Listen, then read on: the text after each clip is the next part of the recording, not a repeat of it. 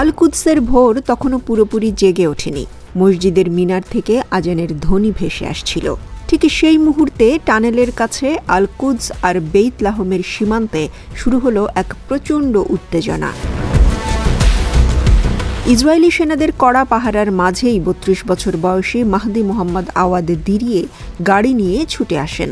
একদিকে ছিল রামিং আক্রমণ, অন্যদিকে গুলির ঝড়। সব মিলিয়ে কয়েক মিনিটের মধ্যেই ঘটনাস্থল রণক্ষেত্রে পরিণত হয়। ইসরায়েলি গণমাধ্যম জানায় বেশ কয়েকজন আহত হয়, কেউ কেউ আশঙ্কাজনক অবস্থায় হাসপাতালে। কিন্তু মাহাদির গল্প শেষ হয়নি সেখানে। গুলির শব্দ থামতেই তার দেহ নিথর হয়ে পড়ে গেল রাস্তায়। ফিলিস্তিনি স্বাস্থ্য মন্ত্রণালয় পরে নিশ্চিত করে তিনি শহীদ হয়েছেন। এভাবেই শেষ হলো এক যুবকের জীবন। কিন্তু নতুন করে শুরু হলো আলোচনার ঝড়, প্রতিরোধ, দখল আর স্বাধীনতার সংগ্রাম নিয়ে।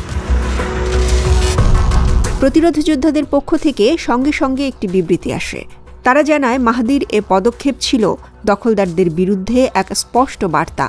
গাজায় গণহত্যা, পশ্চিম তীরে ধ্বংসযজ্ঞ চলবে, আর আমরা নীরব থাকব তা হবে না। প্রতিরোধ আন্দোলনের এই ভাষা বহুদিনের পুরনো, কিন্তু সাম্প্রতিক মাসগুলোতে তা আরও তীব্র হয়েছে।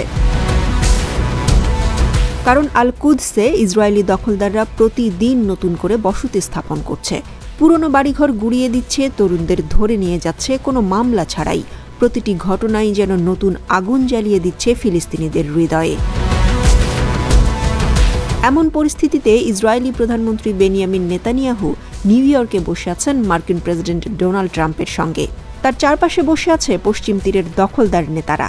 তাদের দাবি একটাই, তৎক্ষণাৎ পশ্চিম তীর ইসরায়েলের সাথে সংযুক্ত করুন, ফিলিস্তিনি রাষ্ট্রের স্বপ্ন ভেঙে দিন।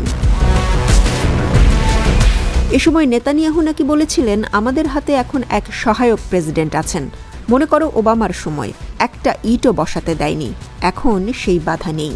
তবে একই সঙ্গে তিনি স্বীকারও করেন যে বাস্তবতা জটিল। প্রকাশ্যে তিনি কিছুটা সতর্ক, কিন্তু বাস্তব চিত্র ভিন্ন। দখলদারি আরও বাড়ছে, বসতি আরও ছড়িয়ে পড়ছে। ফিলিস্তিনিদের কাছে তাই প্রতিটি দিন এক নতুন লড়াই। একদিকে আছে গণহত্যা, অন্যদিকে প্রতিরোধ। হামাসের মতে মাহদির এই অভিযান সংগ্রামের ধারাবাহিকতা, যা প্রতিদিন বাড়ছে। ইসরায়েলি বাহিনীর অভিযান চলছে এই পশ্চিম তীর জুড়ে। রাতের অন্ধকারে বাড়িতে হানা, তরুণদের ধরে নিয়ে যাওয়া, কারো কারো নিষ্প্রাণ দেহ পড়ে থাকা, এ যেন নিত্যদিনের খবর। গাজায় তো পরিস্থিতি আরও ভয়াবহ, যেখানে শিশুরা পর্যন্ত রক্ষা পাচ্ছে না। মাহদি মোহাম্মদ আওয়াদ দিরিয়ে, এই নাম এখন ফিলিস্তিনিদের মনে নতুন প্রতীক। হয়তো তিনি জানতেন ফিরে আসার পথ নেই, হয়তো মনে করেছিলেন তার রক্তই একদিন মুক্তির ডাককে আরও প্রবল করবে। রাস্তার ধুলোয় লুটিয়ে থাকা তার দেহ হয়তো আজ থেমে গেছে, কিন্তু গল্পটা এখানেই শেষ নয়। প্রতিরোধের আগুন ছড়িয়ে পড়ছে আরও দূরে, আরও গভীরে।